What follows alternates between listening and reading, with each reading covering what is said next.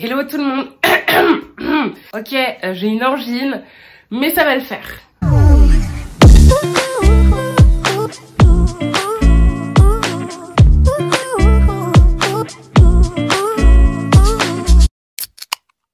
Donc ça y est, c'est plus un secret pour personne. J'ai quitté le Québec fin août et donc je suis désormais en France, dans le sud-ouest, à Toulouse. Il faut savoir que rentrer en France, c'est pas si facile que ça. Il y a des petites choses à faire, il y a des petites démarches administratives. Et pour ceux qui réfléchissent à rentrer en France, je vais vous partager ce que moi j'ai fait pour préparer mon retour en France. Donc, let's go! Alors, première chose, ça va être bien évidemment tous tes abonnements. Pense à résilier tous les abonnements que tu as pu prendre au Québec, comme par exemple ton forfait de téléphone, ton abonnement à la salle de sport. Moi j'avais un abonnement chez l'esthéticienne. Tu vas avoir également tous tes contrats style Hydro-Québec. Hydro-Québec c'est l'électricité, le fournisseur d'électricité au Québec. Tu vas avoir Hydro-Québec, tu vas avoir ton assurance habitation, toutes ces petites choses là. Donc tous les contrats, tous les abonnements auxquels tu as souscrit pendant ta vie au Québec, pense à les résilier. Généralement, c'est assez simple. Il te faudra peut-être une lettre de résiliation avec la date d'effet de ta résiliation. Et pense bien à vérifier toutes tes clauses, tous tes engagements et les dates auxquelles tu peux résilier. Voilà, première chose. On va également penser au logement. Donc ton logement, au Québec, tu vas avoir deux cas de figure. Soit tu décides de rendre ton appartement à la fin de ton bail, parce que comme je l'avais dit dans ma vidéo sur le logement, que je vous invite à aller regarder, au Québec, quand tu prends un logement, tu signes un bail pour généralement une durée d'1 année. Si tu décides de partir avant ta date de renouvellement ou de fin de bail, il faudra que tu fasses une cession de bail. Donc il faudra que tu penses à déjà avertir ton propriétaire dès que tu sais que tu vas partir, et ensuite si tu pars avant la fin de ton bail, il faudra que tu fasses une cession de bail, donc que tu transmettes ton bail à quelqu'un d'autre pour pas que le propriétaire soit lésé, donc que tu trouves un nouveau locataire, quelqu'un qui va te remplacer. Et moi dans mon cas, ce que j'avais fait, c'est que mon bail se terminait au 31 août, et c'est la raison pour laquelle j'ai décidé de quitter le Canada le 31 août, comme ça je m'embêtais pas avec une cession de bail. Le jour où le bail de mon appartement s'est terminé, j'ai quitté l'appartement et j'ai averti le propriétaire, je crois 3 mois avant la date de renouvellement, pour lui dire que je ne renouvellerai pas mon bail cette année. Ensuite, il va y avoir les bagages, parce que c'est sûr, si tu rentres ton appartement, qu'est-ce que tu fais de tes affaires? Bon, alors là, ça a été un casse-tête parce qu'il y a vraiment différentes options. Les deux options en tout cas qui se sont présentées à moi, c'était d'une part le fret maritime, donc faire envoyer mes affaires par une entreprise de fret vers la France. Il y avait cette option-là, et l'option 2, c'était de les ramener moi-même avec moi en avion. Alors, j'ai pesé le pour et le contre, et c'est vrai que le fret, c'était quand même assez cher. J'avais fait un devis, et alors je sais plus si c'était 1 mètre cube ou 3 mètres cubes, peut-être 1 mètre cube parce que j'ai vraiment pas grand-chose.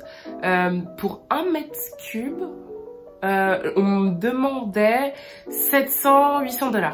Peut-être 1 mètre cube ou 3 mètres cubes. Faut que je vous remettrai peut-être la capture d'écran ou le texte quelque part. Mais on me demandait 700-800 $.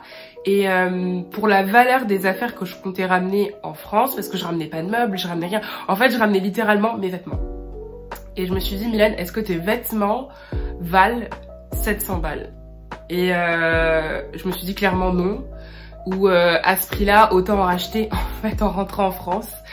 Donc j'ai vite mis de côté l'option fret, l'option envoi de mes affaires, et je me suis rapprochée, enfin je me suis plutôt penchée sur l'option de les ramener avec moi en fait au Canada. Et là, enfin en France pardon. Et là ça a été bien plus abordable de les ramener avec moi en avion en fait, parce que j'ai pris mon billet d'avion avec Air Canada. En fait j'avais déjà un bagage en soute inclus dans mon billet d'avion, et comme en fait j'avais toutes mes affaires faisaient l'équivalent de 3 bagages en soute, donc j'avais déjà un bagage en soute inclus et j'ai dû en rajouter 2. Le premier bagage à rajouter me coûtait 100 $. Et le deuxième bagage à rajouter me coûtait 70 $. Donc en fait pour les 2 bagages en plus, j'en ai eu pour 170 $. Autre chose très important, le compte bancaire. pensez à fermer votre compte bancaire avant de rentrer en France. Avant de fermer son compte bancaire, il faudra penser à 2 choses. La première chose, ça va être de mettre sa carte de crédit à 0. Alors, si vous ne savez pas ce qu'est une carte de crédit et pourquoi une carte de crédit ne serait pas à 0, allez voir ma vidéo sur le fonctionnement du compte bancaire au Canada. Mais donc, à partir du moment où vous avez soldé votre carte bancaire, que vous l'avez remboursée, que votre carte bancaire est à 0, bonne première étape. Ensuite, ce qu'il faudra faire, c'est vider vos comptes. Donc, virez vos comptes vers votre compte bancaire français si vous en avez déjà un. Et moi, ce que j'ai fait, tout simplement, c'est que je suis passée par TransferWise. TransferWise, c'est une application qui est vraiment... Moi, c'est ce que j'ai utilisé tout au long de ma vie au Canada. C'est une application qui permet, en fait, de faire des virements à l'étranger, vers des comptes étrangers, à moindre frais.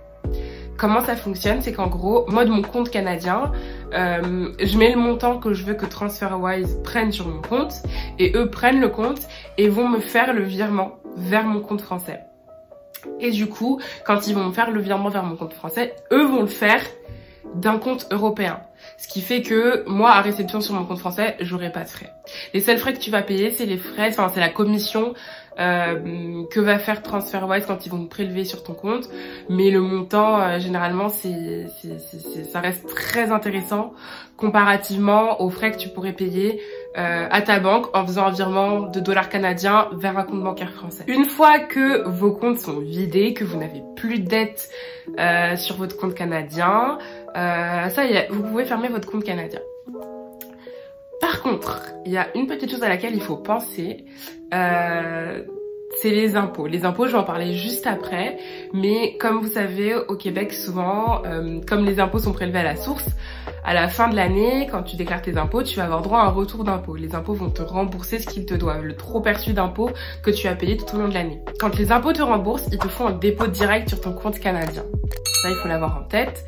Et du coup, pour ça, c'est vrai que ça peut être utile de garder son compte bancaire ouvert jusqu'à la fin de la période des impôts où tu reçois ton remboursement d'impôts.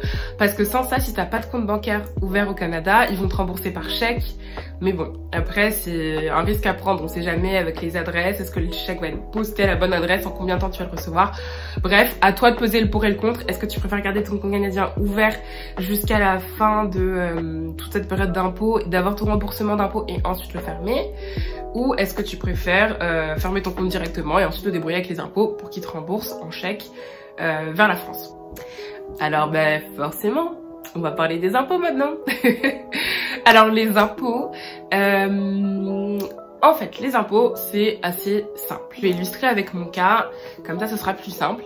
Moi, je suis partie donc le 31 août 2021. Donc en partant, la première chose à faire, c'est signaler à Revenu Canada et à Revenu Québec que tu quittes le Canada et le Québec. Et ça, c'est très simple. Tu vas juste sur ton espace Revenu Canada, tu vas juste sur ton espace Revenu Québec pour les deux. Et sur chacun des différents sites, tu mets signaler un changement d'adresse et tu mets à jour ton adresse en ligne et tu mets la date des faits. Et tu valides et c'est tout. Comme ça, eux ont déjà l'information qu'à telle date, tu as quitté le Québec. Donc ça, c'est la première chose et c'est très important à faire en quittant le Québec. Voilà, donc moi le 1er septembre, je suis allée sur le site de Revenu Canada, Revenu Québec et j'ai signalé mon changement d'adresse.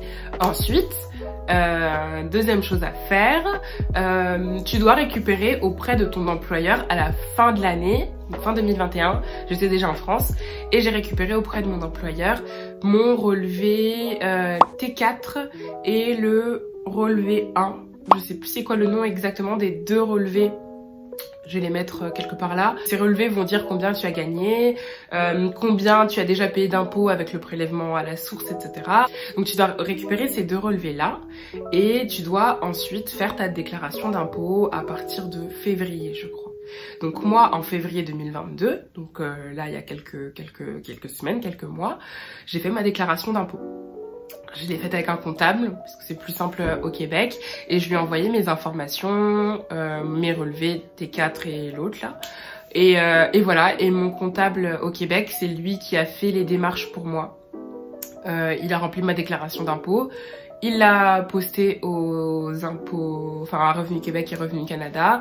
Et voilà, aussi simple que ça. Autre chose à faire avant de quitter le Québec, auprès du consulat. Alors, l'une des premières choses que tu fais normalement quand tu arrives à l'étranger, c'est de t'inscrire sur la liste des Français établis à l'étranger. Donc, c'est super important de le faire parce que si jamais t'arrive quelque chose à l'étranger, on sait que, l'État sait que t'es à l'étranger. Si par exemple, admettons, le pays où tu vas, il y a une guerre ou quelque chose, ils vont être en mesure de savoir que voici les Français qui sont dans ce pays-là. Mais également, moi, je m'étais inscrite au consulat de Montréal.